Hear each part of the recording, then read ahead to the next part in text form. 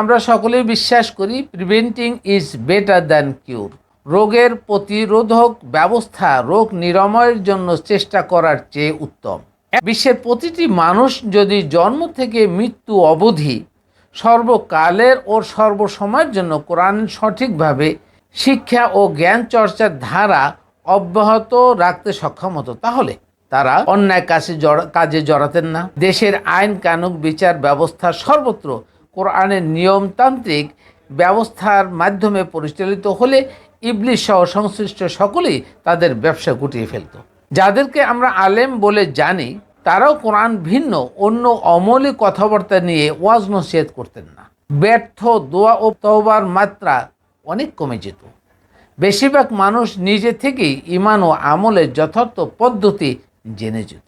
এক কথায় মানুষ অন্যায় থেকে বিরত থাকার চেষ্টা করতে সক্ষম হতো।